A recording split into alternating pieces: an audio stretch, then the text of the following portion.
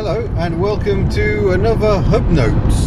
I'm currently sailing along the A5, soon to become the M54, as I do an absolute repeat of the journey we did at the weekend.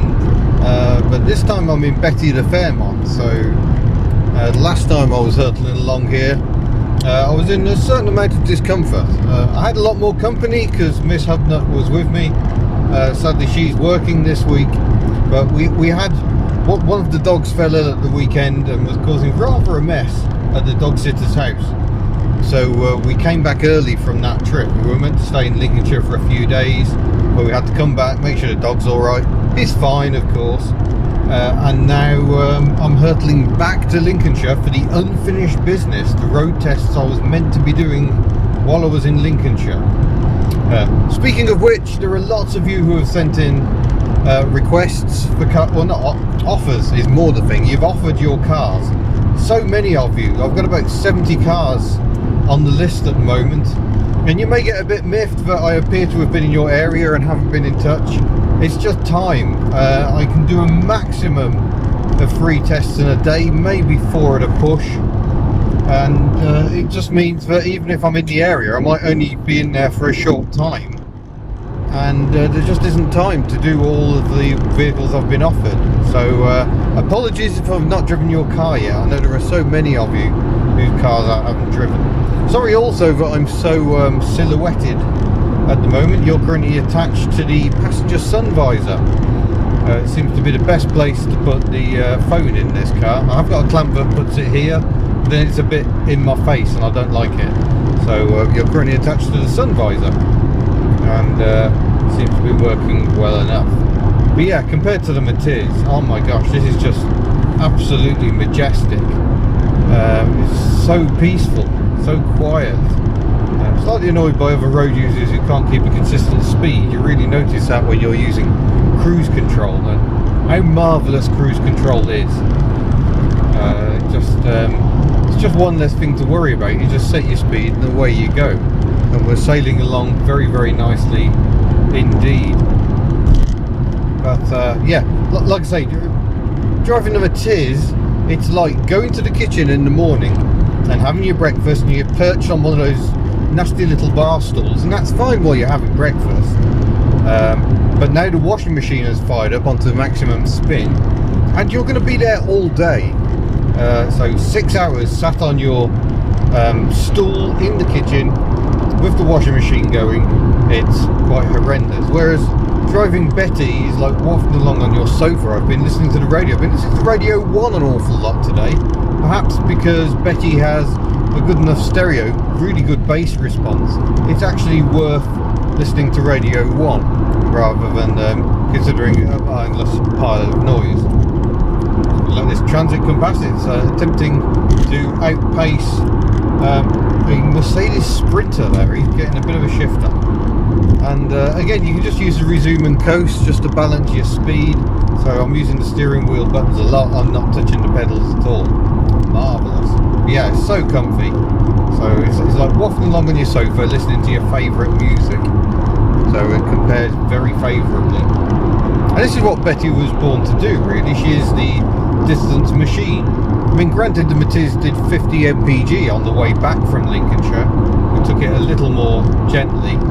And Betty might nudge 28 if I'm lucky. 12.9 litres per 100 kilometres on the clock at the moment, but that average includes a bit of local pottering. And that's where she really guzzles the juice, especially on hill climbs. You can go up hills really, really fast, but you use an awful lot of fuel to do so. And yeah, just happiness. But I'll do some more reporting through the course of the next couple of days. Maybe actually show the outside of a car if you're really lucky. A good few tests to film with my friends Eddie and Bernie. Really looking forward to it. We were meant to be staying with them on Sunday night and it all got cancelled. It's all a bit sad really. But nonetheless, we are now on our way.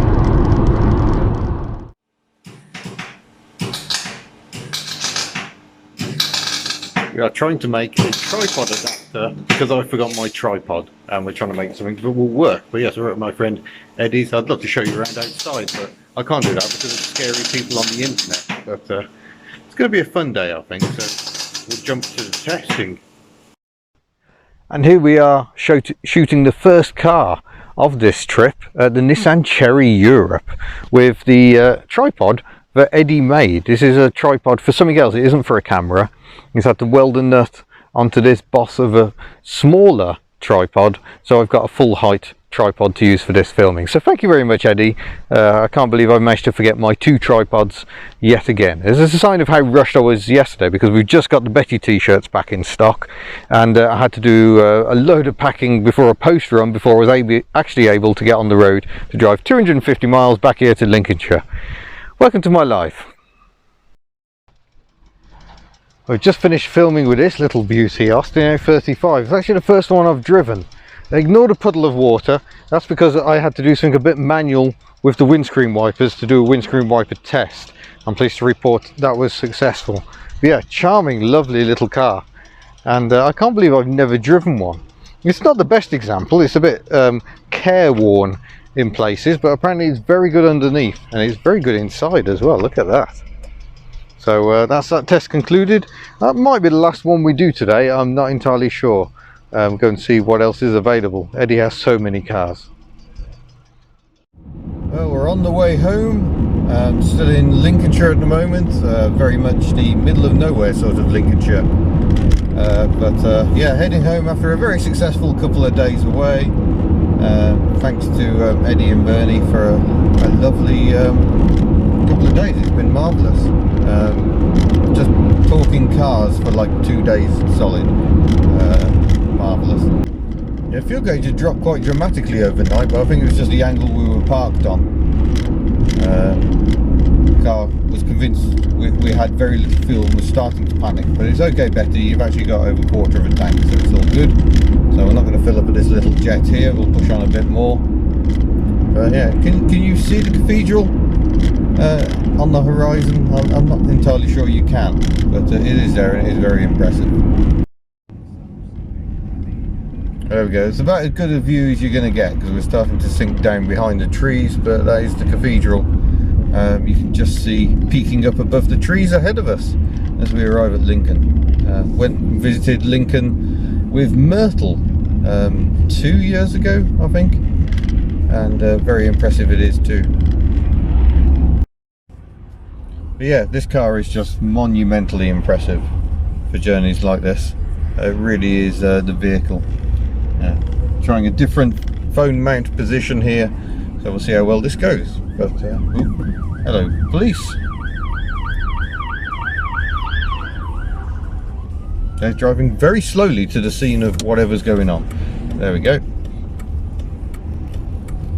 Yeah, it's just so relaxing, this car, and so comfortable. It's feeling brilliant. I still get a bit of backache, but I think I get a bit of backache in any car.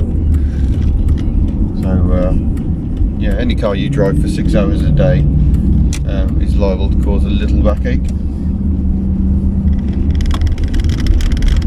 Oh, on we go.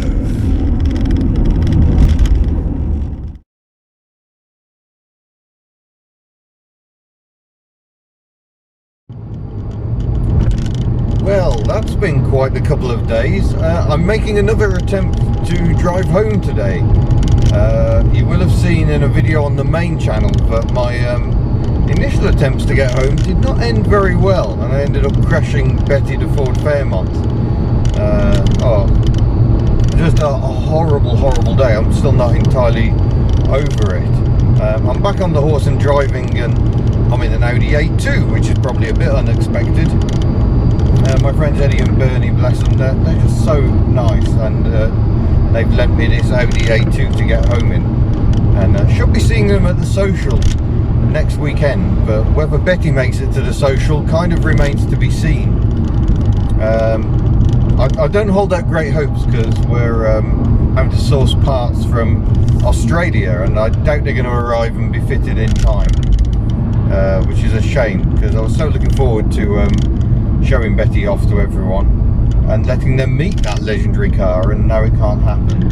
So yeah, it's a bit of a blow, to be honest. I know obviously I'm grateful that I'm uninjured, and I'm also grateful that we didn't do any more damage to Betty. It just seems to be a half shaft.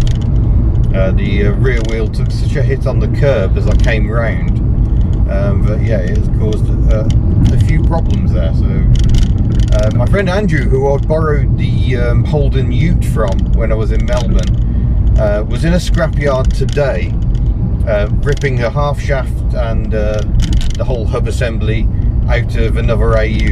So he's going to get that packaged up, we'll get that sent over, and hopefully Betty will therefore be back on the road again. But yeah, this is not how this diary was meant to go. It was just meant to be a diary of what my life is like, and my life thankfully isn't usually this exciting. But yeah, it's so good to have good friends who will help you out in your hour of need. And a huge thank you to everyone. I know people have found it frustrated, but they want to offer help, and it's really difficult. How can you actually do that? And yeah, I mean, people are talking about setting up a crowd fund and all this sort of stuff, but I don't think it's going to cost that much. I've got off very lightly, really.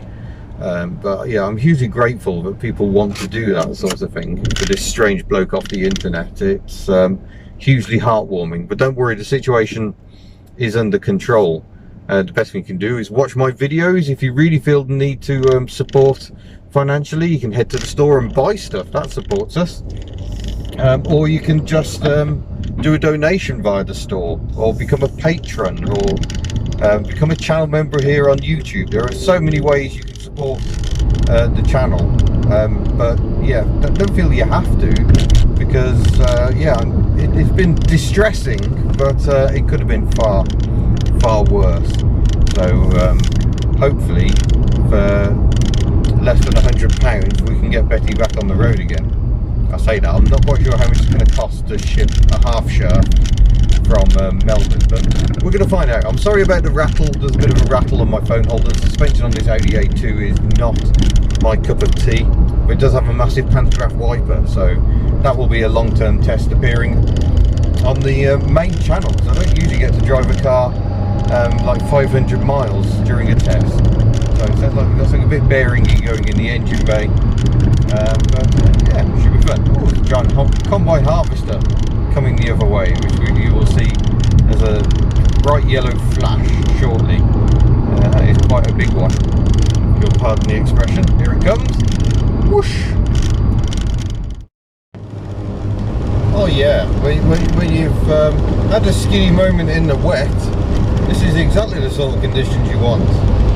Sorry I haven't got a better view of this lovely pantograph wiper, but we're on the M54. It's a couple of hours on, and we are heading back towards Wales. And I think once we're across the border we'll stop for lunch, and I'll wrap this video up. Oh, what a few days it has been. Okay, here comes the money shot. Just wait for it. Oh, look at that. Pantograph joy. But I'm going to go and have some lunch. I've made it back to Wales. Still a couple of hours to go till home, but I think that'll do us. Will be a full test coming on this vehicle. And yeah, I'll just be very glad to get home. So, see you again. Oh, look, it's all pixelated. Actually, I won't be doing a road test on this A2. For the simple reason, this one's carrying quite a few issues, and I really can't be dealing with all the commenting about the issues and saying, oh well, that's not how they are. I know that's not how they are, so I don't think this is a fair representation of an Audi A2, so this will not result in a test. So that's why there has been no test. Oh, see, the ride is appalling. It's like riding a tea tray down a cobbled street.